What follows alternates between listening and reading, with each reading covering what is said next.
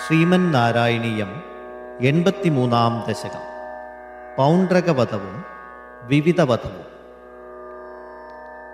രാമേത ഗോകുലഗതേ പ്രമദാ പ്രസക്തേ ഹൂതാനുപേതയമുനാദമനേ മദാന്തേ സ്വൈരം സമാരമതിസേവകവാദമൂഢോ നൂതം ന്യയുങ്ക്ത തവ പൗണ്ഡ്രകവാസുദേവ.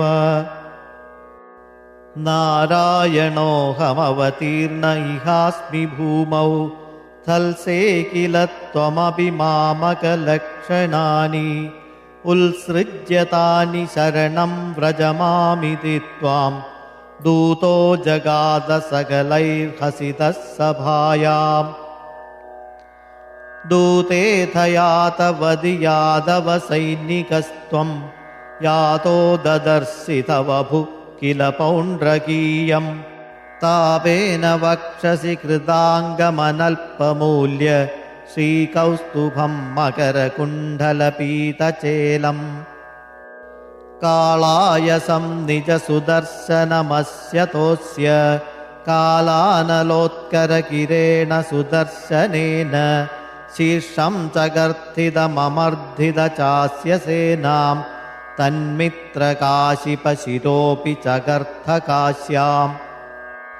ജാഡ്യേന ബാലകഗിരാപി കിലാഹമേവ ശ്രീവാസുദേവ ഇതി രൂഢമതിശ്ചിരം സ സായുജ്യമേവ ഭവതൈക്യധിയാഗതോഭൂത് കോ നാമ കസ്യ സുകൃതം കഥമിത്യവേയാത്. കാശീശ്വരസ്യ തനയോഥ സുദക്ഷിണാഖ്യ സർവം പ്രപൂജ്യ ഭവതേ വിഹിതാഭിചാരഃ. കൃത്യാനലം കമപി ബാണരണാദിഭീതൈർഭൂതൈ കഥം ച ന വൃതൈ സമമഭ്യമുഞ്ചത്. താലപ്രമാണചരണാമഖിലം ദഹന്തീം കൃത്യാം വിലോക്യ ചകിതൈ കഥിതോപി പൗരൈ. ദ്യൂതോത്സവേ കിമപി നോ ചലിതോ വിഭോ ത്വം പാർശ്വസ്ഥമാശു വിസസർജിതകാലചക്രം. അഭ്യാദദത്യമിദധാംനി ഭവന്മഹാസ്ത്രേ ഹാഹേതി വിദ്രുതവതീ ഖലു ഘോരകൃത്യാ. രോഷാത്സു ദക്ഷിണമദക്ഷിണചേഷ്ടിതം തം പുപ്ലോഷചക്രമപി കാശിപുരീമധാക്ഷീത്.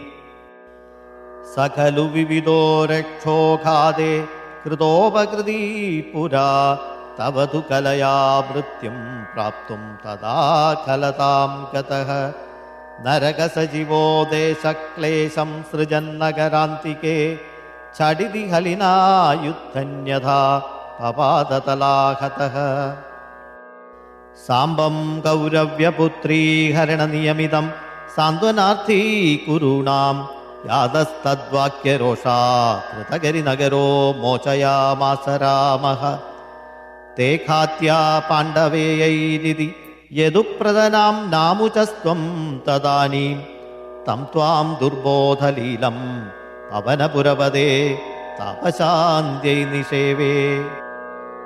ഓം നമോ ഭഗവതേ വാസുദേവായ. ശ്രീകൃഷ്ണ പരമാത്മനേ നമഃ.